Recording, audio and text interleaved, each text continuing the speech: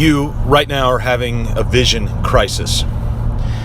I feel pretty comfortable in knowing that the majority of you who are listening to this recording are in a position where you woke up this morning and may have felt a little scattered, maybe even a little aimless, maybe even so much as purposeless.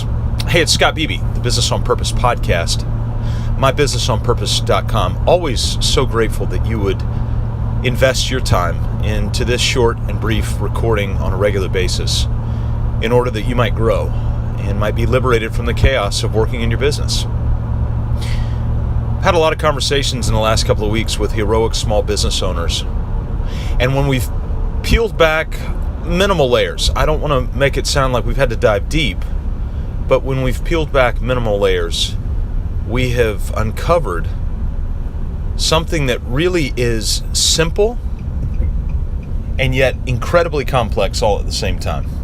The simplicity of it is the simplicity of, okay, I see that I'm aimless. I may have even written my vision down before, but I have not reviewed it.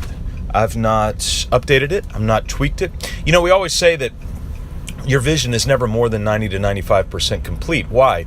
It's because you readjust, you course correct as time goes on, and you always have more information. So the information that you have today helps you to make decisions today, and they're informed decisions. They're not wrong decisions, they're informed decisions. For the most part, you can obviously go adamantly against your information and make decisions that are uninformed.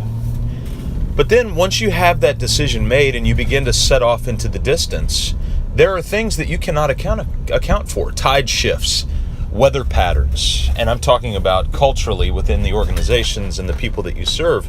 And so when you got on a boat and you course set off the east coast of the United States through the Atlantic and want to set sail for the coast of Liberia in West Africa, well, there's a lot that can go differently than what you planned. Your vision might still very well be the same, but you might come back up and go, wait a second, I think our vision is adjusting a little bit. We're still going off the coast of Liberia, but we're going to course adjust, and instead we're going to roll into the northern coast of Liberia, or something like that. I don't want to get off in the weeds, but you get my point. So here's the deal. Wherever you're at right now, you may need to course adjust. You may need to go back to the vision that you've written, and if you've not written one, then obviously that's the first part, and walk through those 7 categories. What is the term of your vision? How far out? As you've started to set sail, do you realize instead of 30 days, it's going to take you 45? Do you realize instead of 2 years, it's going to take you a year and a half? Tweak it. The second is the family and freedom. What do you want your family to look like in that amount of time by the time that you hit the west coast of Liberia? What do you want your freedom day to day to look like by the time you hit the coast of western Liberia, again in our metaphor? Then we want to look at the finances. What do you want your finances to look like? Literally write these things down as you desire. They may be wrong.